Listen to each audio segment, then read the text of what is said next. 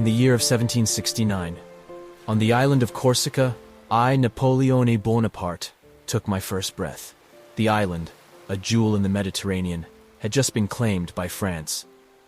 Born into a family of minor nobility, the Bonapartes, our name echoed louder than the jingle of our coins. My father, Carlo, a man of ambition. My mother, Letizia, a woman of unyielding strength. They bestowed upon me the name Napoleone.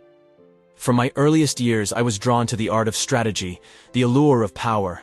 I was a Corsican by birth, but my dreams were not confined to this island.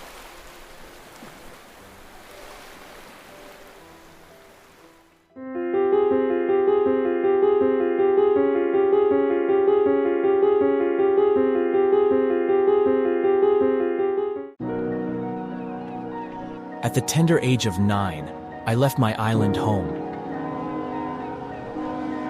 The vast sea was a barrier between my past and my future. I was bound for the mainland, for France.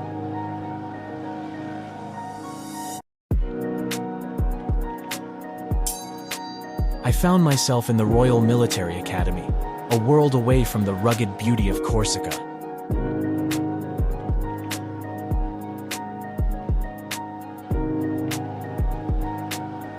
I was a stranger in a sea of French accents, a Corsican among the French.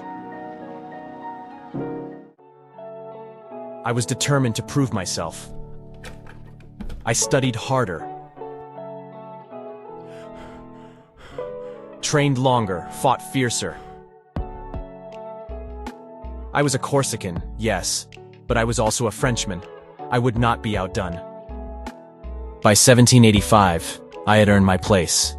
I was an artillery officer in the French military. I wore my uniform with pride, but I knew this was just the first step on a long journey.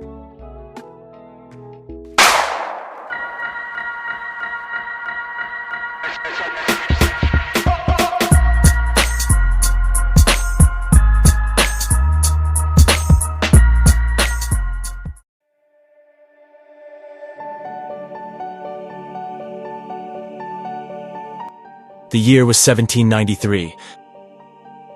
The Republic was at war with the Royalists, and Toulon, a strategic port city, had fallen into enemy hands.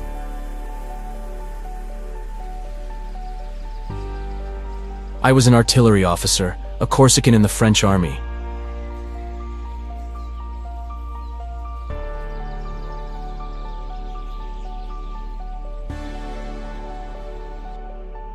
But I was given a task that would change my life. Planning the siege of Toulon.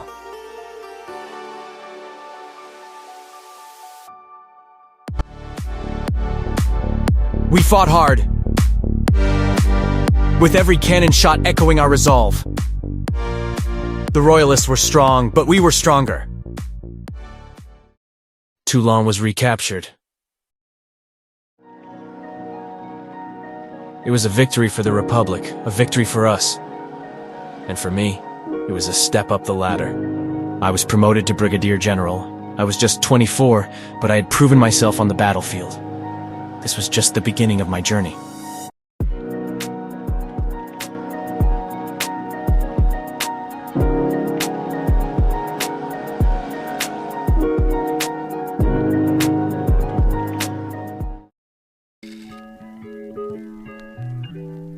The year was 1795. The French Revolution, a storm of change and upheaval, was in full swing. Paris, the heart of the nation, was a city teetering on the edge of chaos. Royalists, those loyal to the old monarchy, were rising in defiance, threatening to overthrow the National Convention and undo the progress of the revolution. Paul Barras, the head of the French government, saw in me a solution. He entrusted me with the task of suppressing the uprising. I was a soldier in the French army, but I was also a staunch supporter of the Republic. I was determined to protect the ideals of the revolution. I gathered my men, soldiers of the Republic, and prepared them for the confrontation. We were outnumbered, facing a force twice our size, but we had the spirit of the revolution on our side. We were fighting for liberty, for equality, for fraternity.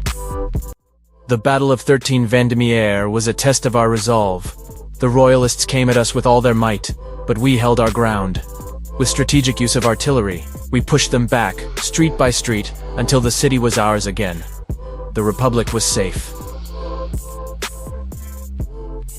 The uprising was suppressed. The Republic, the heart of our nation, was preserved. And I, Napoleon Bonaparte, had made my mark on Paris. I had shown the city, the nation, what I was capable of. If you ride with me, don't gotta work for the both of us.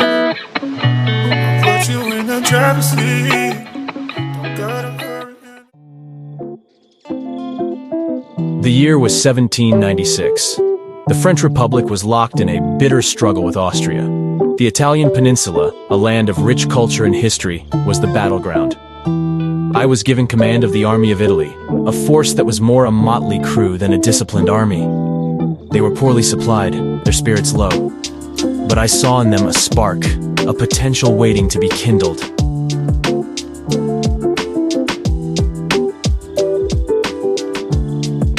I stood before my men, looked into their eyes, and spoke from my heart. Soldiers, you are naked and ill-fed.